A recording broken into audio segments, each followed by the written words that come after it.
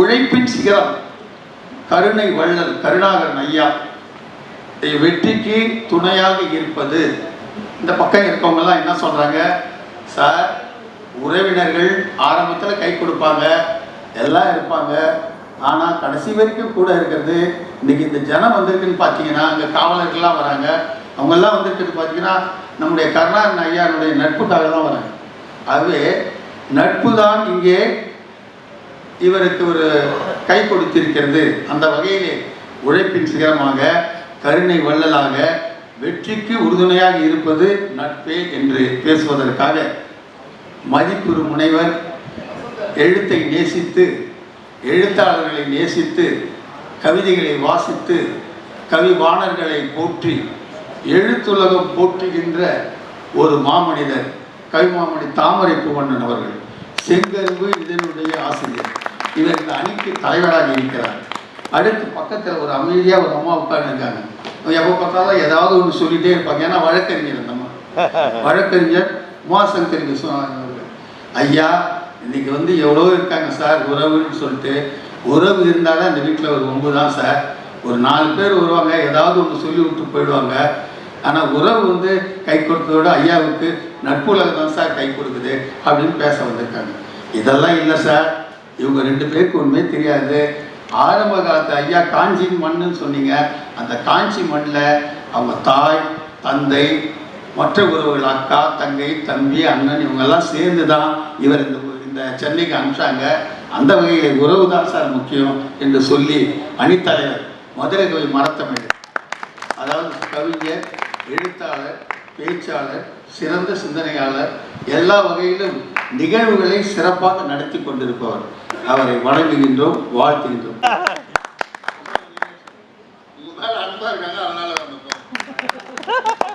அதாவது கவிதாயினி பீட்டா சந்தோஷம் அவங்கள வந்து நல்ல பேச்சாளர் இனிக்கின்ற தமிழ்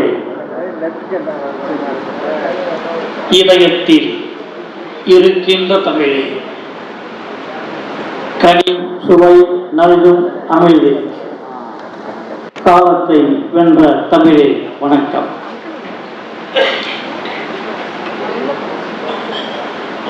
ஈகை கருணாகரன் அவர்களின் பிறந்த நாள் இன்று. சிறந்த நாள். இந்த நல்ல நாளில் ஒரு நல்ல உரை, வல்லமை படைத்த ஒரு நாளில் ஒரு வல்ல உரை, வாரி வணங்கும் ஒரு வல்லலை நாம் புகழ்ந்து பேசுவதற்காக இந்த அரங்கம் அமைக்கப்பட்டிருக்கிறது. இது நிகழ்ச்சி மரத்தமிழன், மறக்க முடியாத தமிழன், மரத்தமிழன், மறுக்காத தமிழன், மரத்தமிழன், மாத்தமிழன். என் எதிர் அணியார் தலைவராக இருக்கிறாரே தவிர என்றால் எதிரி அணியின் தலைவராக இல்லை. அவருடைய அணியிலே என் அன்பு தங்கை என்று சொல்வேன், சகோதரி என்று சொல்லுவேன். என்னிடத்தில் அண்ணனாக அவ்வப்போது சண்டை போடும் சகோதரி என்று சொல்லுவேன். உறவுதான் என்று சொல்வதற்காக உற்ற துணையாக உன்னத கலையோடு உணர்ச்சி பொங்க இங்கே அமர்ந்திருக்கின்ற அந்த அணியார்களையும் நான் வரவேற்க கடமைப்பட்டிருக்கிறேன். என் அணியில் ஹைகோர்ட் நீதிமன்றத்தின் வழக்கறிஞர் வந்திருக்கிறார். உங்களுக்கு தெரியும், சபாநாயகர் சிந்தைவாசன் இங்கே நடுவராகத்தான் அவர் இருப்பார். முதலில் இங்கே நாட்டியம் ஆடப்பட்ட நாட்டியத்தில் தாரணி மிக அழகாக ஆடினாள். அவளை தங்க பாப்பா என்பதா, சிங்க பாப்பா என்பதா, அல்லது எங்க பாப்பா என்பதா, அப்படி முதல் நிகழ்ச்சி மங்களமான நிகழ்ச்சி மிக மிக நாட்டியத்தை ஆடி நம்மளை ரசிக்க வைத்தார். நாட்டியம் என்பது நத்தமிழ் பாரம்பரிய கலை. நாட்டியத்திற்கு பிறகு இங்கே நற்றமிழ் நாட்டியமான வந்திருக்கிறது. அது கையாட்டம் காலாட்டம் காணும் நாட்டியம் இந்த நாட்டியம் வாயசைந்தால் வார்த்தையால் வரும் சொல்லாட்டம் மிக்க நாட்டியம். இந்த வகையிலே அனைவருக்கும் தெரியும், கருணாநிதி அவர்கள் இன்று ஆணையிட்டால் போதும் அவருக்கு பின்னால் ஆயிரக்கணக்கான பேர் குவிந்து கொண்டிருக்கிறார்கள், ஓடி வந்து விடுகிறார்கள். இன்றைய நிகழ்ச்சியை பொறுத்தவரையில் கலை நிகழ்ச்சியாக நாட்டியம், காவிய நிகழ்ச்சியாக பட்டிமன்றம், கவிதை நிகழ்ச்சியாக கவியரங்கம், இதற்கு அடுத்து இசை அரங்கம், இயல் இசை நாடகம், இந்த மூன்றும் இணைந்து இந்த விழா நடைபெற்றுக் கொண்டிருக்கிறது. கருணாநிதி அவர்களுடைய உள்ளத்தில், அவர் இல்லத்தில், அவர் எண்ணத்தில், அவர் எழுச்சியில் எப்போதும் ஓங்கி நிற்பது ஈகை. அதற்காக தான் அவர் ஈகை கருணாகரன். நான் ஈகை என்று சொல்வதில்லை, கருணைக்கடல் என்று அவரை சொல்வேன். கருணைக்கடல் கருணாகரன் என்றுதான் அவரை நான் எப்போதும் அழைப்பதுண்டு. என்னை அவர் அண்ணா என்றுதான் அழைப்பார், அண்ணன் என்றுதான் அழைப்பார். அப்படிப்பட்ட என்னை அண்ணா என்று அழைத்தாலும் கூட நான் போற்றி மதிக்கின்ற தலைவன் பேரறிஞர் அண்ணா. அவர் பிறந்தது காஞ்சி. ஆகவே அந்த ஊரை சேர்ந்தவர் என்ற காரணத்தினால் அந்த எண்ணம் அவருக்கு இருக்கிறது. என்னமான வாழ்க்கையை இலக்கியவாதியாக, அரசியல்வாதியாக உயர்ந்திருந்தாலும் கூட தொழில்வாதியாக உயர்ந்திருப்பது மிக சிறப்பு. இந்த உலகத்தில் கலைஞராக வந்து விடலாம், கவிஞராக வந்து விடலாம், காவியம் கூட படைத்து விடலாம். ஆனால் நல்ல மனிதனாக வாழ்வதுதான் சிறப்பு. அதை வாழ்வதற்கு தான் கற்றுக்கொள்ள வேண்டும். அதைதான் இந்த நாட்டிலே முதலமைச்சராக இருந்த புரட்சி தலைவர் எம்ஜிஆர் அவர்கள் அரசியலிலும் சரி, இலக்கியத்திலும் சரி, திரைப்படத்துறையிலும் சரி, கொடிகட்டி பிறந்த மாமன்னனாக வாழ்ந்தாலும் கூட அவர் வாரி வாரி வழங்கிய அந்த வள்ளல் தன்மை தான் இன்று வரையில் வாயார அவை போட்டி புகழ் கொண்டிருக்கிறது. ஆட்சி வருகிறதோ இல்லையோ, எம்ஜிஆர் என்ற காட்சி எப்போதும் இந்த நாட்டில் இருந்து கொண்டுதான் இருக்கும். அந்த வகையை நோக்குகின்ற பொழுது என்னை பொறுத்தவரையில் கருணாநிதி அவர்கள் பண்பின் சிகரம், பாடுபடுவதில் வயரம், பண் பாடுவதிலே எப்போதுமே அவருக்கு ஈடு இணை அவர்தான். நான் பார்த்திருக்கேன் பல்லாண்டுகளாக. யாரை கண்டாலும் அணைத்துக் கொள்வார், அழைத்துக் கொள்வார், அணுகிக் கொள்வார், அற்புதமாய் அவர்களை போற்றி புகழ்வார்.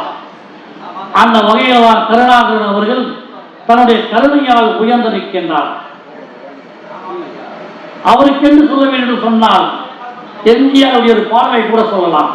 அந்த பாடல் கருணாநிதிக்கு ஏற்ற பாடலாக இருக்கும், அவருக்கு எழுதிய பாடலாக கூட இருக்கும். அந்த பாடலை தொலைக்காட்சியிலோ அல்லது வானொலியிலோ ஒளிபரப்புகின்ற போது எம்ஜிஆர் முகம் எனக்கு தெரிந்தாலும் கூட அதற்கு பின்னால் கருணாநிதியின் முகம் எனக்கு தெரிந்து கொண்டே இருக்கும். அந்த வகையில் அந்த பாடலுக்கு ஏற்றவராக ஈகை கருணாகரன் வாழ்ந்து கொண்டிருக்கிறார். இலகிய மனம், இரக்கமான மனம், ஈரமான இதயம், எதுவுமே அவர் தன்னை உயர்த்திக் கொள்வது இல்லை. ஆனால் உணர்ந்து கொள்வார், எப்போதும் யாரையும் உணர்ந்து கொள்வார். அவரிடத்திலே அவ்வளவு கட்சியில் இருந்தாலும் கூட எந்த கட்சியும் அவர் பகைத்துக் கொள்வதில்லை. எல்லோரிடத்திலும் தன்னுடைய கருணையை காட்டுவார். உறவு என்று சொன்னால் ஓடோடி போவார், நட்பு என்று சொன்னால் நாடோடி வருவார். ஆனால் நாடோடியாக மாறிவிட மாட்டார், நாடோடி மன்னனாகத்தான் வாழ்வார். அந்த வகையிலே கருணாகரனுடைய உள்ள தூய்மையும் உற்ற நட்பையும் நாடு இருக்கின்ற மக்கள் நிறைய பேர். நான் அவரோடு சென்றேன், ஒரு முறை புதுவைக்கு சென்றிருந்தேன். கருணாகரனை பார்த்து எழுந்து வருகிறார் சொன்னால் அந்த நட்பு அங்கே நின்று கொண்டிருக்கிறது. அந்த நட்புக்கு காரணம் அவருடைய உணர்வு, உணர்ச்சி, அவருடைய உயர்வு, பணிவு, இது அத்தனையும் அவரிடத்தில் இருந்த காரணத்தினால் முதல்வரிடத்தில் கூட அவருக்கு முதல் மரியாதை கிடைத்திருக்கிறது. இதையெல்லாம் எண்ணி பார்க்கின்ற பொழுது கருணாகரன் அவர்கள் தொழிலதிபராக எனக்கு தெரியவில்லை, அல்லது அரசியல்வாதியாக எனக்கு தெரியவில்லை, அல்லது இலக்கியவாதியாக எனக்கு தெரியவில்லை.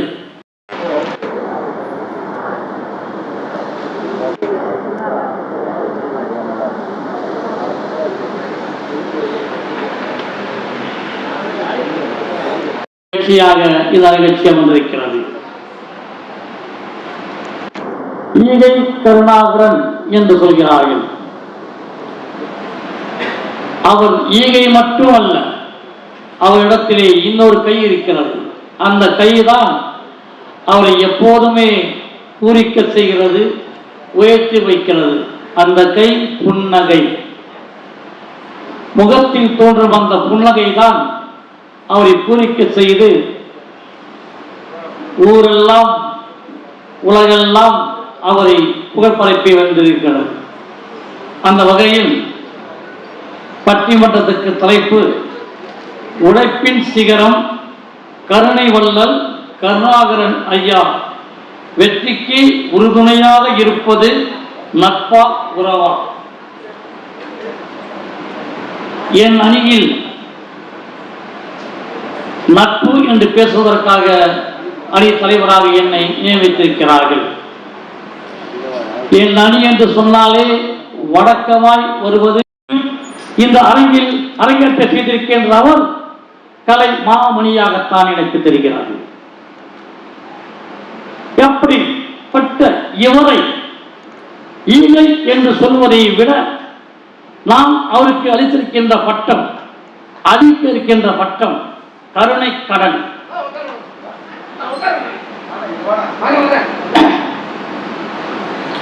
கருணை கடல் என்ற பட்டத்தை தான் நான் அவருக்கு வழங்கியிருக்கின்றேன். கருணை இருக்கிறது, கடல் போல இருக்கிறது, வட்டார வாரி வழிந்த வள்ளல் தன்மை இருக்கிறது, உணர்வு இருக்கிறது, உணர்ச்சி இருக்கிறது, உயர்வு இருக்கிறது. அதனால்தான் உலகம் அவரை போற்றிக் கொண்டிருக்கிறது. அந்த வகையிலே பார்க்கின்ற பொழுது அவருக்கு உறவுகள் ஏராளம், நண்பர்கள் அதைவிட ஏராளம். அந்த உறவு இருந்தாலும் கூட உறவுக்கு கை கொடுப்பவர் தான், உறவை தூக்கிக் கொண்டு அந்த உறவுக்கு தன் உணர்ச்சியின் புறமாக உதவி செய்பவர் தான். ஆனால் நட்புக்கு தான் முதலிடமாக இருக்கின்றார்.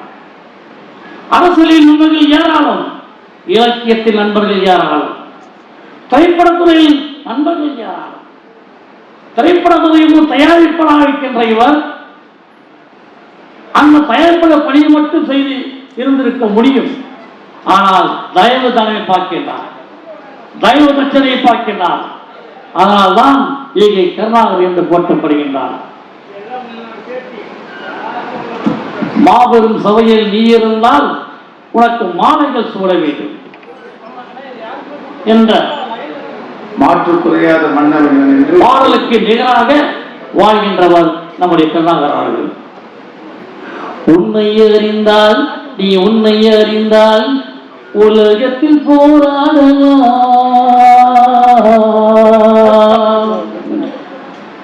உன்னை அறிந்தால் நீ உன்னை அறிந்தால் உலகத்தில் போராடலாம்.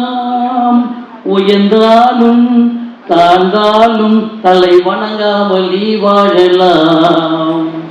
உயர்ந்தாலும் தாழ்ந்தாலும் தலை வணங்காமல் நீ வாழலாம். கருணாகரன் அவர்கள் எப்போது வாழ்ந்திருப்பார், நிமிர்ந்திருப்பார், நடந்திருப்பார். நாட்டியத்தால் அல்ல, நற்றமிழால் உயர்ந்து நிற்பார். அதற்குதான் மாபெரும் சபையினில் நீ நடந்தால் உனக்கு மாலைகள் விழ வேண்டும். ஒரு மாற்று குறையாத மன்னவன் இவன் என்று போற்றி புகழ வேண்டும். மாபெரும் சபையினில் நீ நடந்தால் உனக்கு மாலைகள் விழ வேண்டும். ஒரு மாற்று குறையாத மன்னவன் இவன் என்று போற்றி புகழ வேண்டும். உன்னை அறிந்தால் நீ உன்னை அறிந்தால் உலகத்தில் போராடலாம். உயர்ந்தாலும் தாழ்ந்தாலும் தலை வணங்காமல் நீ வாழலாம். இந்த பாடலை கண்ணதாசன் அவர்கள் எம்ஜிஆருக்காக எழுதப்பட்ட பாடலாக இருந்தாலும் கூட அந்த பாடலின் வரிக்கு வரை இவர் தெரிகிறார். கருணாநிதியுடைய முகம் அந்த காட்சியிலே நமக்கு தெரிகிறது. வாழ்ந்தவர் கோடி, மடிந்தவர் கோடி, மக்கள் மனதில் நின்றவன் யார் என்று சொன்னால் இன்று கருணாநிதி அவர்களை உற்றார் உறவுகள் போற்றிக் கொண்டிருக்கிறார்கள், பாராட்டிக் கொண்டிருக்கிறார்கள். கருணாநிதி அவர்களை இன்று நண்பர்கள் அத்தனை பேரும் வாழ்த்திக் கொண்டிருக்கிறார்கள், போற்றிக் கொண்டிருக்கிறார்கள். அந்த வகையிலே நட்புக்காகவே இவர் இருக்கின்றார். எங்கே சென்றாலும் எப்படி சென்றாலும் அவர் நட்பை போற்றுகின்றார், நட்பை பாராட்டுகின்றார், நட்பை ஊக்கப்படுத்துகின்றார், நட்புக்கு உதவுகின்றார். ஆகவே கருணாநிதியினுடைய வெற்றிக்கும் அவருடைய புகழுக்கும் அவருடைய இன்றைய நிலைமைக்கும் காரணம் அவருக்கு நட்புதான் என்று நான் சொல்ல கடமைப்பட்டிருக்கிறேன். எப்போது நட்புதான், எங்கும் நட்புதான், எதிலும் நட்புதான், எதற்கும் நட்புதான். அவரை நட்பு நட்பு என்று சொல்கின்ற போது அவரை நம்பு நம்பு என்று நம் காதிலே ஒலித்துக் கொண்டிருக்கும். நம்பிக்கை உரிய நட்சத்திரம், நம்பிக்கையான நட்சத்திரம். இவர் சூரியனாக மட்டுமல்ல, சந்திரனாக மட்டுமல்ல, உலக வரலாற்றை புரட்டி புரட்டி பார்த்திருக்கு என்று சொன்னால் நல்ல மனிதனாக வாழ்ந்து கொண்டிருக்கிறார். ஆகவே இப்படிப்பட்ட மனிதனின் மாணிக்கத்தை நெஞ்சில் நிறைந்தவரை, உள்ளத்தில் உதயமானவரை நாம் உற்சாகமாக வாட்டிக்கொண்டு பாராட்டிக் கொண்டிருக்கலாம். இன்னவருக்கு பிறந்த நாள், சிறந்த நாள். இந்த நாளிலே அவரை வாத்தி பாராட்டி போற்ற கடைப்பட்டிருக்கிறோம். நட்புக்காக மட்டுமல்ல, உறவுக்காக மட்டுமல்ல, ஊருக்கும் உறவுக்கும் உதவுகின்றவர். ஆகவே இங்கே கருணாநிதி அவர்கள் உயர்ந்த மனிதன் என்பதை நான் இங்கே உறுதியாக சொல்ல கடமைப்பட்டிருக்கிறேன். அந்த உயர்ந்த மனிதனை பாராட்டுவதில் போற்றுவதில் நான் மகிழ்ச்சி அடைகிறேன். ஆகவே நடுவர் அவர்களே தீர்ப்பினை பார்த்து சொல்ல வேண்டும். வாழ்ந்திருக்கிறார், வளமாயிருக்கின்றார். ஆகவே இவர் நீண்ட ஆயுள், நிறைந்த செல்வங்கள் பல பெற்று 100 ஆண்டு வாழ வேண்டும். கருணாநிதி அவர்களுடைய 100ஆண்டு விழா இதே மேடையில் நடக்க வேண்டும். அந்த 100ஆண்டு விழாவில் நான் தான் தலைமை தாங்க வேண்டும். அந்த விழாவிலும் நான் 100 ஆண்டு வாழ்ந்த கருணாநிதியை போற்றி புகழ வேண்டும் என்று சொல்லி நான் வணங்கும் சிவனை, அவனை மதித்து வணங்கி இவர் வாழ்க பல்லாண்டு பல்லாண்டு என்று போற்றி மதித்து விடைபெறுகின்றேன். நடுவர் அவர்களே, நீங்க எங்க கூட தான் வரப்போறீங்க, எங்க கூட தான் வரப்போறீங்க. ஜாக்கிரதையா தீர்வு சொல்லுங்க. நன்றி, வணக்கம் என்று சொல்லி வெற்றியை நாளை சரித்திரம் சொல்லும். இப்படை தோற்கின் எப்படை வெல்லும். நீதிக்கு இது ஒரு போராட்டம். நிச்சயம் உலகம் கருணாகரனை பாராட்டும். நன்றி, வணக்கம். நல்ல கருத்து. தாமரை பூவண்ணன் ஒரு அருமையான கருத்தை சொல்லி அமர்ந்திருக்கிறார். அதாவது உடன் பிறந்தே கொல்லும் வியாதி, உடன் பிறவா மலையில் மருந்து உண்டு, அந்த மருந்து போல வாழ்வோர் உண்டு, அந்த மருந்து போல எப்பயுமே மருந்தை ஊற்றி கொண்டிருப்பவர்கள் உறவினர்கள் என்று சொல்லி இன்னொரு ஒரு கருத்தையை சொன்னார். உப்பில்லாமல் வாழலாம், ஆனால் நட்பில்லாமல் வாழ முடியுமா அப்படின்னு நமக்கு ஒரு கேள்வி கேட்டார். ரொம்ப அருமையான கருத்து. அவருடைய இந்த இமாலய வளர்ச்சிக்கு பின்னால் இருப்பது நட்பா உறவா என்ற அந்த தலைப்பை கொடுத்திருக்கின்ற ஊன்றுகோலாக, துணையாக, தூணாக இருந்து கொண்டிருக்கின்ற போற்றுதலுக்குரிய திருமதி சாந்தி கருணாகரன் அம்மா அவர்களுக்கும் எனது பணிவான வணக்கம். மகாத்மாவிற்கு பின்னால் அவருடைய தாயும் அவருடைய மனைவியும் இருந்திருக்கிறார்கள். அதை போலத்தான் இன்றைக்கு சட்டமேதை, நம்முடைய இந்திய அரசியலமைப்பு சட்டத்தினுடைய தந்தை என்று போற்றக்கூடிய அண்ணல் அம்பேத்கர் அவருடைய பின்னாலும் அவருடைய உறவாக இருக்கின்ற அவருடைய மனைவிதான் இருந்திருக்கிறார்கள். இளம் வயதிலேயே கல்யாணம் பண்ணிட்டு கொஞ்ச நாள்லேயே அயலகத்திற்கு அவர் படிக்க செல்லுகிறார். தன்னுடைய இளம் மனைவியை விட்டு பிரிந்து செல்லுகிறார். அங்கே போய் அங்கிருந்து கடிதம் எழுதுகிறார். உன்னுடைய உணர்வுகளையும் உன்னுடைய எண்ணங்களையும் நான் மதிக்காதவன் அல்ல. உன்னுடைய அன்பையும் அரவணைப்பையும் நெஞ்சிலே நான் தாங்கி இருப்பவன் தான். இருந்தாலும் கால சூழ்நிலை என்னை இங்கே அயலகத்தில் கட்டி போட்டிருக்கிறது. அதனால் நான் வரும் வரைக்கும் நீ காத்திருப்பாய் என்று நம்புகிறேன் என்று அவர் எழுதிய அந்த கடிதத்திற்கு அதே நினைப்போடுதான் அவர்களுடைய மனைவியும் இருந்தார்கள். அதைத்தான் பாடலிலே சொல்லுவார்கள், நான் பேச நினைப்பதெல்லாம் நீ பேச வேண்டும், நாளோடும் பொழுதோடும் உறவாட வேண்டும் என்று சொன்னார்களே. அதை போல அண்ணல் அம்பேத்கருடைய அந்த எண்ணங்களை பிரதிபலிப்பவராக தான் அவருடைய மனைவி இருந்தார். அப்ப அந்த உறவு, இந்த மனைவி என்ற உறவுதான் அவர்களை தாங்கி பிடித்தது, சாதனை செய்ய அவர்களுக்கு தூண்டுகோலாக இருந்தது என்றால் அதை மறுக்க முடியுமா? நட்புனா எப்படி இருக்குது இன்னைக்கு? ஒன்னும் இல்லை, அதுக்கு எத்தனை சைபர் போடணும் அப்படின்னு கேட்குறான். ஒரு 5000 ரூபாய்க்கு எத்தனை சைபர் போகணும்னா கேட்பாங்க. இந்த மாதிரி தான் நட்பு இருக்குது. இன்னொருத்தன்ட்ட கேட்டேன், சும்மா விசாரிக்கலான்னு போன் பண்ணேன். அவன் ஏற்கனவே நான் கடன் கேட்டதை மனசுல வச்சுக்கிட்டு போன் பண்ண உடனே அங்கிருந்து சொல்றான், கேட்கலங்கிறான். எத்தனை வேகனா சொன்னாலும் கேட்கலன்னே சொல்லிட்டு இருக்கான். இப்படிதான் ஒருத்தர் கேட்கலன்னு சொல்லிட்டு இருந்தாரு திரைப்படத்துல. இப்ப நான் வானத்தை வில்லா வளைப்பேன், மணலை கயிறா திரிப்பேன் அப்படின்னு சொல்லிட்டு இருக்காரு. ஆனாலும் மக்கள் கேட்கலன்னே சொல்லிட்டு இருக்கிறாங்க. அப்படி இன்னொருத்தர் இருக்காரு, நட்புனா எப்படி தெரியுமா இந்த உலகத்துல இருக்கு? கூட்டணின்னு வரான் ஐயா, தோல்ல கை போடுறான், கொஞ்ச நாள் கழிச்சா தோல்ல இருக்க கை அவன் தலையில கை வச்சிடறான். இப்படிதான நட்பு இருக்குது. இன்னைக்கு அரசியலா இருந்தாலும் நாட்டு நடப்பா இருந்தாலும் நட்பா இருந்தாலும் அப்படித்தானே இருக்குது. இன்னைக்கு யாரும் நண்பன் சொல்லி நம்ப முடியும்? அற்ற குலத்து அருநீர் பறவையாதான் நம்மகிட்ட பணம் செல்வம் இருக்கும் போது அவன் கூட இருக்கிறான். அது கரைந்து போன உடனே அற்ற குலத்து அருநீர் பறவையாவதுன்னு போயிடுறாங்க.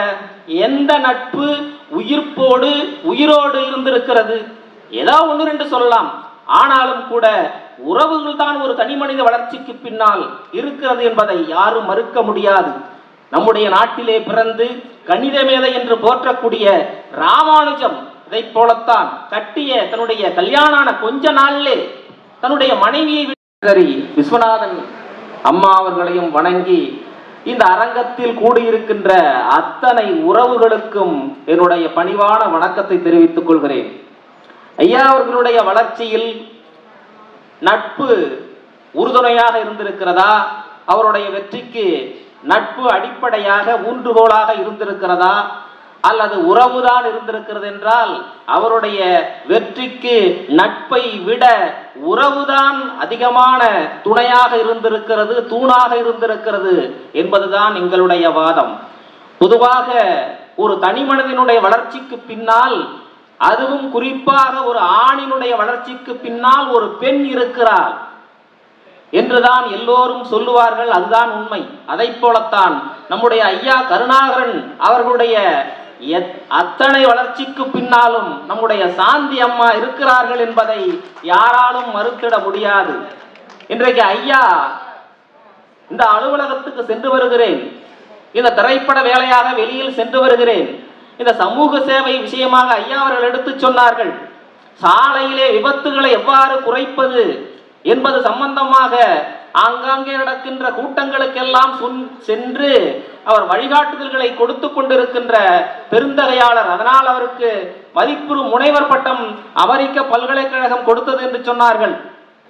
அப்படி செல்லுகின்ற பொதுவான பணிகளுக்கெல்லாம் போயிட்டு வர அப்படின்னு சொன்னா, நல்லபடியா போயிட்டு வாங்க அப்படின்னு சொன்னா சந்தோஷமா போயிட்டு நிம்மதியா அந்த வேலையை செஞ்சுட்டு வருவாரு. போகும்போது கிளம்பிட்டாரு அப்படின்னு சொன்னா என்ன ஆகும்? அப்ப வீட்டில் இருக்கிற உறவுகள் முக்கியமாக அவர்களுக்கு முதுகெலும்பாக இருக்கிறார்கள். அதுதான் முக்கியம். பொதுவாக சாதித்த மனிதர்களை எல்லாம் நீங்கள் எடுத்துக்கொள்ளுங்கள், அவர்களுடைய பின்னால் அவர்களுடைய உறவுகள் தான் இருந்திருக்கிறது. இன்றைக்கு நாம் மகாத்மா என்று போற்றக்கூடிய அண்ணல் காந்தியடிகள் கூடிய பின்னால், அவருடைய உயர்வுக்கு பின்னால், அவரை மகாத்மாவாக உயர்த்தியதற்கு பின்னால் இருந்தது அவருடைய அடிப்படையாக அவருடைய தாய் அவர்கள். அயலகத்திலே சென்று படிக்க போகும்போது அவரிடம் 3 முக்கியமான சத்தியங்களை வாங்கினார்கள். மது அருந்தக்கூடாது, ஊன் உண்ணக்கூடாது என்ற அந்த உள்ளிட்ட சத்தியங்களை வாங்கியதால் அதை மனதிலே வைத்துக்கொண்டு ஒழுக்கமான மாணவனாக இருந்து படித்து அவர் பெரியாளாக வந்தார். பின்னர் அங்கே சவுத் ஆப்பிரிக்காவிலே போய் வழக்கறிஞர் பணி செய்து தில்லையாடி வள்ளியம்மையினுடைய தாக்கத்தினால் திரும்ப இந்தியாவிற்கு வந்து அவருடைய நட்பை விட உறவுகளே அதிகமாக இருந்திருக்கிறது என்பதால் ஐயா அவர்கள் அந்த உறவினுடைய எல்லாத்தையும் ஐயாவே ஏற்கனவே சொல்லிட்டாரு. கருணாகரன் ஐயாவுடைய உறவுகளை பத்திலாம் எப்படி அவர்களுக்கு உறுதுணையாக இருந்தார்கள் என்று. அதனால கண்டிப்பா உறவுக்கு கை கொடுப்பார் என்று கருதுகிறோம். அதனால ஐயா அவர்களுடைய வெற்றிக்கு முழுவதும் காரணமாக இருப்பது உறவே உறவே என்று சொல்லி வாய்ப்புக்கு நன்றி கூறி விடைபெறுகிறேன். நன்றி, வணக்கம். ஐயா அவர்களை பற்றி பார்க்கும்போது பாத்தீங்கன்னா ஒரு பாட்டோட தொடங்க. அந்த நாள் ஞாபகம் நெஞ்சிலே வந்ததே நண்பனே நண்பனே நண்பனே, இந்த நாள் இந்த போல் இன்பமா இல்லை, அது ஏன் ஏன் நண்பனே என்ற ஒரு பாடலுடன் நட்பு என்பது ஒரு உன்னத வரம், தேர்ந்தெடுக்கும் நட்பு உன்னை காட்டும் என்று சொல்வார்கள். அதாவது எந்த விதமான பிரதிபலனும் எதிர்பார்க்காமல் இருப்பதுதான் நட்பு என்று சொல்லலாம். மாண்புமிகு புரட்சி தலைவர் எம்ஜிஆர் அவர்களின் நண்பனாக கலைஞர் இருந்து முதலாவது முதலமைச்சர் ஆனார் என்ற ஒரு விடயத்தையும் நான் இந்த இடத்துல பதிவு செய்ய விரும்புகிறேன். அதே போல ஒரு போரையே நிறுத்தியது யார் என்று பார்த்தீர்கள், அதியமான் ஔவையாருக்கும் இருந்த ஒரு நட்பு தான் காரணம் என்று கூறலாம். பார்க்காமலே ஏற்பட்ட ஒரு நட்பு கோப்பெருஞ்சோழன் பிசிராந்தியார் நட்பு என்று கூட நம்ம சொல்லலாம். அதாவது ஈகை கருணாகரன் ஐயா அவர்களுக்கு மதிப்புறு முனைவர் பட்டம் என்ற கொடுக்கப்பட்டது என்று சொன்னாங்க. அவர் செய்தது 3 டாக்டர் பட்டம். அவர் காஞ்சியிலிருந்து வந்தாருன்னு சொன்னாங்க. காஞ்சியிலிருந்து இங்க வந்து பல நண்பர்களின் மூலமாக அவருடைய தனித்திறமை வெளிப்பட்டு உழைப்பின் சிகரமாகவும் சமூக சேவகராகவும் முஸ்தபா காலந்தம் தோழன் முஸ்தபா டே பை டே வாழ்க்கை பயணம் டே பை டே உருகாத ஷிப்பே ஃப்ரெண்ட்ஷிப்பா. நீர்ல கூட முழுகாத ஒரு ஷிப் எதுனா அது ஃப்ரெண்ட்ஷிப் அப்படின்ற வகையில சொல்லியிருப்பாங்க. இது மட்டும் இல்லாம பல வகைகளில் சங்க இலக்கியத்தில் எடுத்திருந்தாலும் சரி எல்லா வகையிலும் ஒரு உயர்ந்த நிலைக்கு வரணும் அப்படின்னு சொல்லிட்டு பாத்தீங்கன்னா அது நட்பு தான். அதாவது ஒரு ரத்த சொந்தம் வந்து பதட்டப்படுறதுல ஏதோ ஒரு கட்டம், ஆனா வந்து எந்த விதமான பிரதிபலனும் எதிர்பார்க்காமல் உயிரை காப்பவர்கள் தோழர்கள் நட்பு என்று தான் சொல்ல வேண்டும். அது மட்டும் இல்லாம முகநக நட்பது நட்பன்று நெஞ்சத்தில் அகநக நட்பது நட்பு என்று திருக்குறளிலே வந்து கூறப்பட்டுள்ளது. திருக்குறள்ல கூட பாத்தீங்கன்னா பல அதிகாரங்கள் நட்பை பற்றி சிறப்பாக கூறப்பட்டுள்ளது. அது மட்டும் இல்லாம மகாபாரதத்தில் தன்னுடைய நண்பனுக்காக ஒரு நாட்டையே கொடுத்தான் துரியோதனன் என்று நம்ம படிச்சிருக்கோம். இப்படி ஒரு உன்னதமான நட்பு என்றைக்குமே வந்து சிறந்ததாக தான் இருக்கும். அதே போல ஈகை கருணாகரன் ஐயா அவர்கள் காஞ்சிபுரத்தில் இருந்து வந்தாலும் நம்ம இன்னைக்கு பேரோடும் புகழோடும் சீரோடும் சிறப்போடும் இன்றைக்கு பல நூற்றாண்டுகள் வாழ்வார். பல நூற்றாண்டுகள் வாழும் போதும் நண்பர்கள் எல்லாம் கூடி அவர்களை நாமும் இணைந்து சென்று அவரை வாழ்த்துவோம் என்று கூறி இந்த சிறப்பான நிகழ்வில் அதிக நேரம் நான் எடுத்துக்கொள்ளவில்லை. எனக்கு சிறப்பான நிகழ்வில் எனக்கு பேச வாய்ப்பளித்தமைக்கு நன்றி கூறி விடைபெறுகிறேன். வாழ்க வையகம், வாழ்க வையகம், வாழ்க வளமுடன். குரு வாழ்க, குருவே துணை. நன்றி, வணக்கம். என் பேச்சிலும் மூச்சிலும் கலந்திருக்கும் என் உயிர் தமிழை வணங்கி பட்டிமன்றத்தின் நாயக ஈகை மதிப்புக்குரிய கருணாகரன் ஐயா அவர்களுக்கு எனது மனமார்ந்த அகவை தின நல்வாழ்த்துக்களையும் பிறவி திருநாள் நல்வாழ்த்துக்களையும் தெரிவித்துக் கொண்டு, அதாவது ஒரு சில பேர் சொல்லுவாங்க வாழ்த்த வயதில்லைன்னு சொல்லுவாங்க. அப்படி சொல்லக்கூடாது. ஆக்சுவலா வாழ்த்துவதற்கு உண்மையான அன்பான பாசமான இதயம் இருந்தால் போதும். வயது ஒரு தடை இல்லை. வாழ்த்தலாம், யார் வேணாலும் யாரை வேணாலும் வாழ்த்தலாம் அப்படின்னு சொல்லி ஒரு ஐயா அவர்களுக்கு அன்பான வணக்கத்தை தெரிவித்துக் கொண்டு பட்டிமன்ற தலைப்புக்குள் செல்கிறேன்.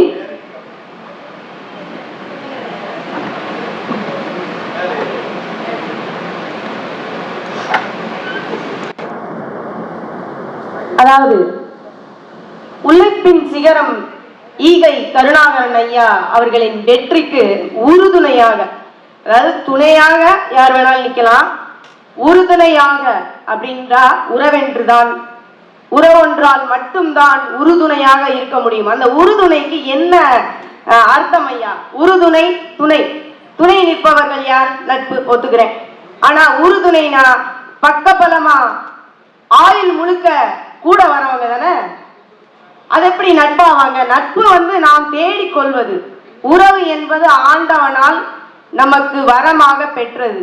மனைவி அமைவதெல்லாம் இறைவன் கொடுத்த வரம் சொல்லலையா ஐயா? அந்த வரம் தான் உறவு. உறவு என்றாலே வரம். எப்படின்னா, ஒரு தாய் தனது கருவிலேயே தன்னுடைய குழந்தை இப்படிதான் ஆக வேண்டும், அதுக்கு நம்மளால முடிந்த விஷயங்கள் எல்லாம் பண்ணணும். இந்த அரங்கத்திலேயே நிறைய பேர் வந்திருக்காங்க. ஒரு இரட்டையர்களுடைய ஒரு அம்மா, என்னுடைய தோழி வந்திருக்கிறார்கள்.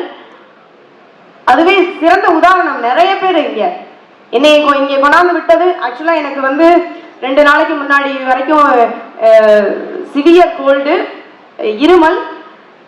ஐயா அவர்கள் எனக்கு தொலைபேசி மூலமா சொன்னாங்க, இந்த மாதிரி ஒரு நட்புகள் வேணாலும் வரலாம், அந்த புகழுக்கு அந்த வெற்றிக்கு உறுதுணையாக இருந்தது யார் என்பது தானே ஐயா தலைப்பு.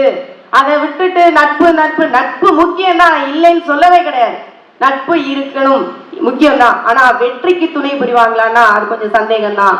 அதை விட, நண்பர்களை விட ஒரு அப்பாவா, ஒரு அம்மாவா, ஒரு அண்ணனா, அக்காவா, தங்கையா மேடை ஏத்தி அழகு பார்த்து வெற்றி பெறுவதற்கு துணை நிற்பது முதலில் தான் பெற்ற தாய் தந்தையர். அவங்க குழந்தையிலே சொல்லி வளர்ப்பாங்க, கொடுத்து பழகணும், இல்லாதவங்களுக்கு உதவி பண்ணணும். அப்படி சொல்லி சொல்லி வளர்த்ததுனால தானே இன்றைக்கு ஒரு கருணாகரன் ஐயா நம்மளுக்கு கிடைத்திருக்கிறார்கள். ஈகைன்ற சொல்லிக்கே அவர் பொருத்தமானவரா இருக்கிறாரு. அப்படின்னா எதுன அவருடைய கண்ணை பாருங்க, அதுல கருணை தெரியுது. எப்படி இதெல்லாம் தாயின் வளர்ப்பு, பெற்றோர்களின் வளர்ப்பு தான். அது உறவல்லவா? அது நட்பா கேட்கிறேன். அதாவது எந்த மனிதனாக இருந்தாலும் இரத்த சம்பந்தம் உள்ள ஒரு உறவு தான் ஆடாவிட்டாலும் தான் சதையாடும் அப்படி என்று சொல்வார்கள். இவர்கள் எல்லாம் பாடல்கள் நிறைய பாடினாங்க, குரல் சொன்னாங்க, சொல்லலாம், நிறைய சொல்லலாம். நான் ஒரே ஒரு 2 பாட்டை மட்டும் சொல்லி அதில் உள்ள அர்த்தங்களை சொல்லி நிறைவு செய்கிறேன். தாய் இல்லாமல் நான் இல்லை, தானே எவரும் பிறப்பதில்லை, எனக்கு ஒரு தாய் இருக்கின்றாள், என்றும் அவள் என்னை காத்திடுவாள் அப்படின்னு புரட்சி தலைவருக்காக பாட்டு எழுதினாங்க. புரட்சி தலைவருக்காக மட்டும் இல்ல, ஒவ்வொரு மனிதனுடைய வெற்றிக்கு பின்னாலும் தாய் தந்தையர் என்பது கண்டிப்பாக இருப்பார்கள். உண்டா இல்லையா? இன்னைக்கு நம்ம ஒரு மேடை ஏறி பேசணும்னா எங்க அப்பா பேச்சாளர், அவர் சொல்லுவாரு, பயப்படாம தைரியமா ஏறி பேச.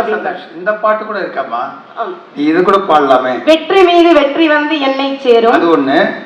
பாலூட்டும் அன்னை அவள் நடமாடும் தெய்வம், அறிவூட்டும் தந்தை நல்வழி காட்டும் தலைவன், துணையாக கொண்டு நீ நடைபோடு இன்று உருவாகும் நல்ல எதிர்காலம் ஒன்று, உருவாகும் நல்ல எதிர்காலம் ஒன்று. ஐயா இப்ப குரல் சரியில்லை, அப்புறம் அரங்க காலியா போயிடும் பாக்குறேன், இல்லைன்னா நான் பாடிடுவேன் பாத்துக்கோங்க. ஆமா, தொண்டை வேற சரியில்லை. நான் குழந்தைக்குள்ள மழலை குழந்தைல பாடுவேன். அதனால அதான் சொன்னாங்க, உப்பில்லாமல் வாழலாம், நட்பில்லாமல் வாழ முடியாதான். சரி, என்ன பண்றீங்க? இந்த வழக்கறிஞர் அம்மாவுக்கிட்டையும் என்னுடைய அண்ணா தாமரை பூவண்ணன் அவர்கள் வீட்லையும் முதல் முறையா நான் போய் உப்பு டப்பாலாம் எடுத்து போட்டுறேன், நீங்க வாழுங்க, எத்தனை நாள் வாழ்றீங்க நான் பாக்குறேன். என்ன சும்மா பேசணுங்கிறக்கால பேசக்கூடாது. உப்பு இல்லாமல் வாழலாமா, நட்பு இல்லாமல் வாழ முடியலாம், என்ன உயிர் போயிருமா? அப்படியெல்லாம் கிடையாதுங்க. உறவு இல்லாமல் தான் வாழ முடியாது. அதாவது உறவு என்பது, அதாவது இவங்க சொன்னாங்க நட்பு என்பது காற்றாமா, மின்விசிறி இல்லையா, மின்சாரம் தேவை இல்லையா அப்படின்னு சொன்னாங்க. ஓகே, நாங்க இல்லைன்னே சொல்லலையே. அந்த காற்று எப்படி இருக்க வேண்டும் என்றால் தென்றலாக தாளாட்ட வேண்டும், புயலாக மாறக்கூடாது. நட்பு வந்து ஒரு வட்டத்துக்குள்ள இருக்கிற வரைக்கும் அதை பார்க்கலாம், ரசிக்கலாம், இது பண்ணலாம். ஒரு நட்பு வந்து ஓவரா உரிமை கொண்டாடும் போது தன்னுடைய குடும்பமும் அதை எதிர்க்கும், நண்பர்களின் குடும்பமும் அதை எதிர்க்கும். அதுதான் ஆண்களுக்கும் சரி பெண்களுக்கும் சரி. ஆனால் உறவு என்பது அப்படி அல்ல. ஆயுள் முழுவதும் கூட வருவதே, வாழ்க்கை முழுவதும் கூட வருவதே வாழ்க்கை துணை. அதுதான் சொல்லி வச்சாங்க. அதாவது உறவு என்பது உன்னதமான சுவாசம். நம்ம அதை சுவாசிப்போம். அதுவும் காட்டுதா ஐயா நம்மளுக்கு வந்து நம்ம மேல அக்கறைப்பட்டு ஒவ்வொரு நாளும் அவர் வந்து இந்த அளவுக்கு வெற்றி அடைஞ்சு வந்திருக்கிறானா, எவ்வளவு தடைகளை தோல்விகளை தாண்டி வந்திருப்பாரு. அப்ப வரும்போதெல்லாம் யார் அவங்களுக்கு ஆறுதல் சொல்லி வீட்டுல வந்து யார் சொல்லியிருப்பாங்கன்னு நினைக்கிறீங்க? கண்டிப்பாக சொல்கிறேன், ஒரு மனைவியால் மட்டுமே அந்த ஆறுதலையும் அக்கறையும் காட்ட முடியுமே தவிர, அவர்கள் சோர்ந்து போன அப்பெல்லாம், ஐயா சோர்ந்து போன அப்பெல்லாம் திருமதி சாந்தி கருணாகரன் அம்மா அவர்களை பரவாயில்ல, இந்த முறை தானே, அடுத்த முறை நீங்க உங்களால முடியும் அப்படின்னு சொல்லி வச்சிருப்பாங்களே தவிர, தேத்தி அவங்களை ஒரு உருவாக்கி தந்திருப்பார்களே தவிர, நட்பால் எல்லா நேரமும் துணை வர முடியாதுங்க. அவ்வளவுதான், சிம்பிளா சொல்லணும்னா அவ்வளவுதாங்க. வெற்றி மீது வெற்றி வந்து என்னை சேரும், அதை வாங்கி தந்த பெருமை எல்லாம் உன்னை சேரும்னு கருணாகரன் ஐயாட்ட கேட்டா யார சொல்லுவாங்கன்னு தெரியல. ஆனா கண்டிப்பாக அவர் மனதின் உள்ளே தெரியும், அவருக்கு தெரியும், மனசாட்சிக்கு தெரியும். உறவு உறவு உறவு. ஒரு மனிதனுடைய வெற்றிக்கு முழுவதும் காரணம் உறுதுணையாக இருப்பது உறவு உறவு என்று சொல்லி நல்ல வாய்ப்புக்கு நன்றி கூறி விடைபெறுகிறேன். நன்றி, வணக்கம். அருமை. 1-2 பேர் தான் நம்ம சொல்ல முடியும். உங்களுக்கு எல்லாம் தெரியும், நம்மோடு இருந்து வாழ்ந்து மறைந்த எல்லாம் காந்தியை பற்றி சொன்னாங்க, நேருவை பற்றி சொன்னாங்க, அம்பேத்கரை பற்றி சொன்னாங்க. ஆனால் நம்முடைய அப்துல் கலாமை பற்றி யாருமே சொல்லலை. அப்துல் கலாம் அவர்கள் ஏழை விவசாய குடும்பத்திலே பிறந்து இன்றைக்கு இந்திய நாட்டிலே ஒரு ஒப்பற்ற நம்முடைய ஜனாதிபதியாக இருந்தார் என்பது ஒரு முக்கியமானது. அவருக்கு வந்து உறவும் கை கொடுத்தது, நட்பும் கை கொடுத்தது. ஆனால் உறவை விட நட்பு அதிக அளவில் கை கொடுத்ததால்தான் அவர் ஜனாதிபதியாக உயர்ந்தார். அதே போல இந்த பொன்னான மாமனிதர் கண்ணாக காப்பது மனைவியாக இருந்தாலும் பொன் போல் காப்பவர்கள் நட்பே நட்பு என்று சொல்லி ஐயாவினுடைய உயர்வுக்கு என்றும் துணை நிற்பது என்றும் நின்று கொண்டிருப்பவர்கள் நண்பர்களே நண்பர்களே என்று சொல்லி விடைபெறுகிறேன். நன்றி, வணக்கம்.